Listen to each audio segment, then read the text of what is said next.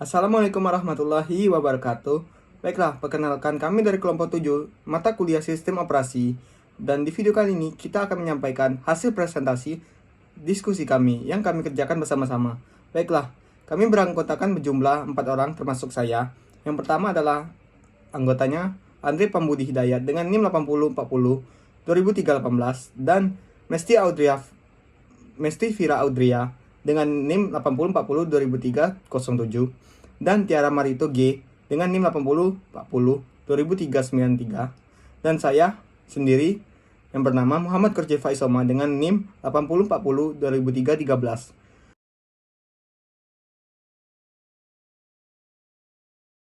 Perkenalkan, nama saya Tiara Marito G, NIM 8040200393. Pada metode yang pertama ini yaitu first come first serve FCFS, algoritma ini merupakan algoritma penjadwalan yang paling sederhana yang digunakan CPU. Dengan menggunakan algoritma ini, setiap proses yang berada pada status ready dimasukkan ke dalam FIFO, queue, atau antrian dengan prinsip first in first out. Sesuai dengan waktu keadaannya, proses yang tiba terlebih dahulu yaitu akan dieksekusi. Teman-teman bisa melihat video tugas di sini yang terlebih dahulu dieksekusi yaitu P1 karena waktu 0,5 detik dan seterusnya, di mana waktu pengerjaan paling sedikit itu akan terlebih dahulu dieksekusi.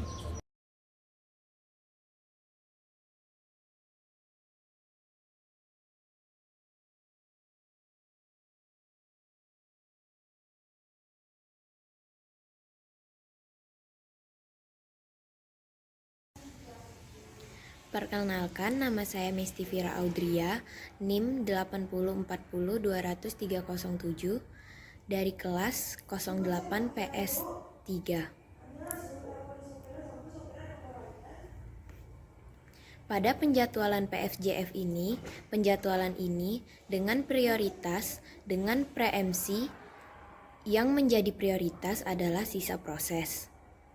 Proses yang terpendek bisa didahulukan dengan cara membandingkan sisa waktu proses yang sedang dilaksanakan dengan proses yang tiba.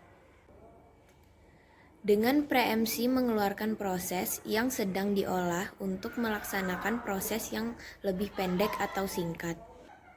Slide selanjutnya, sedangkan NPFJF diprioritaskan bila suatu proses sedang berjalan, maka proses itu akan berjalan sampai habis. Meskipun burst time proses lain lebih kecil. Teman-teman bisa lihat jalannya proses tersebut.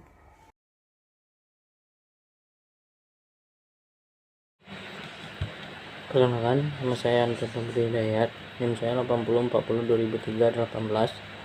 Baiklah, saya akan melanjutkan presentasi dari teman saya. Di slide 6, pada metode RR merupakan salah satu algoritma scheduling pada CPU, di mana semua proses yang dijalankan oleh algoritma ini akan dieksekusi secara siklik. Dengan kata lain, algoritma ini akan menjalankan suatu proses dalam batas waktu tertentu.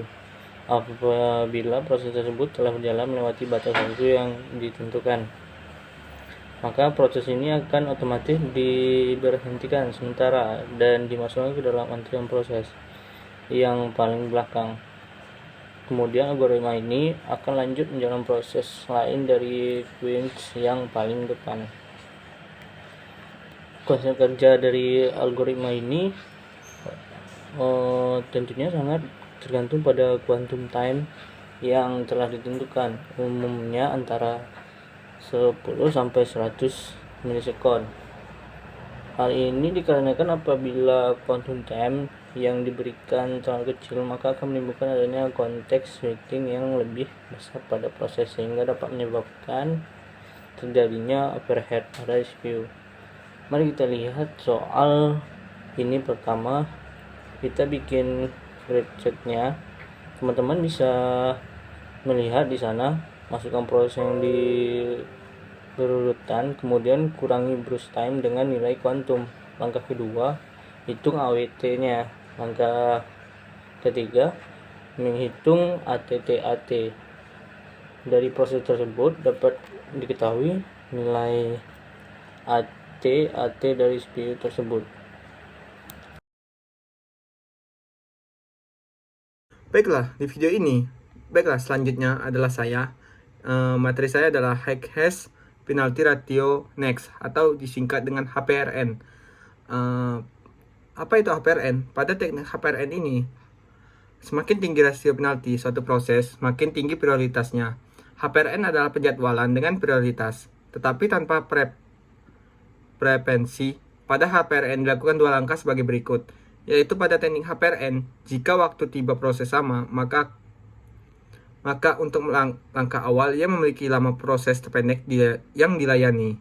Jika waktu tiba proses berbeda, maka untuk langkah awal proses yang tiba duluan dilayani.